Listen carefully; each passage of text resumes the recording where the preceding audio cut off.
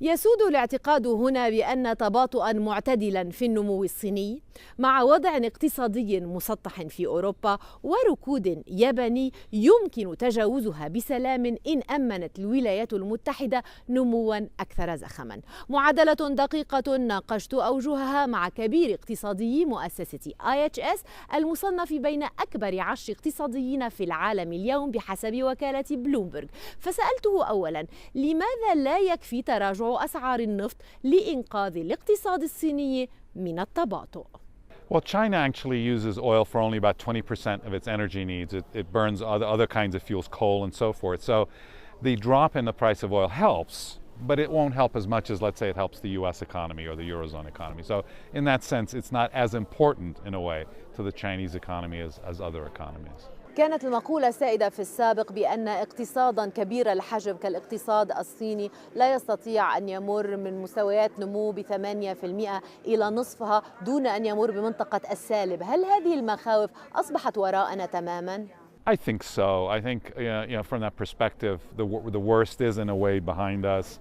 I think people seem to be, even though they're worried, they seem to be calmer at this point, at this meeting, compared with a few meetings ago. So I think that the attitude has changed a little bit. I think it's fair to say people are still a little anxious.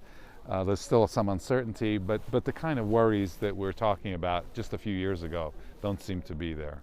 تلجأ أوروبا أخيرا إذن إلى التيسير الكمي الكامل. هل لا يزال هاجسها الأكبر هو انكماش الأسعار؟ Well, it's both deflation and weak growth. I mean, growth last year was only 0.8%. This year, maybe 1.2, 1.4%.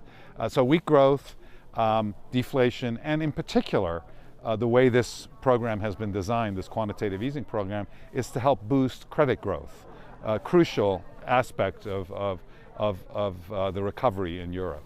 في ظل ضعف الاقتصاد الأوروبي وتراجع النمو في الاقتصاد الصيني، هل الاقتصاد العالمي قادر على عبور 2015 بطاقة دفع الاقتصاد الأمريكي وحده؟ The answer is yes, for a very simple reason.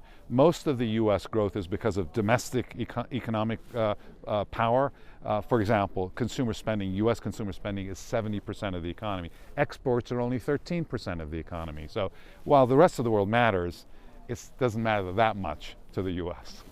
بحسب جولدمان ساكس الارتفاعات الأخيرة في الدولار الأمريكي نسبيا لا تزال أقل بكثير مما شاهدناه في فترات سابقة في أواخر السبعينات حتى منتصف الثمانينات وفي منتصف التسعينات حتى أوائل الألفية الثالثة. من هنا هل تتوقع المزيد من الارتفاع في الدولار وهل يمكن أن يكون هذا مؤذن؟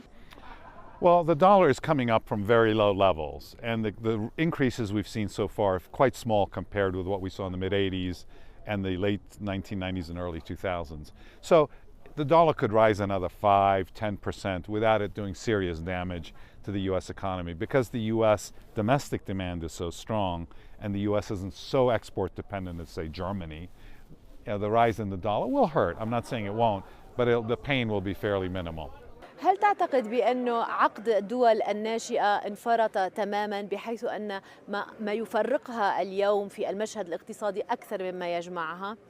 Absolutely. I think the differences these days are more important than the similarities. I mean, for example, you've got Russia in a deep recession. You got India, on the other hand, growing at a fairly robust rate. So I think these kinds of umbrella definitions of countries often are quite misleading.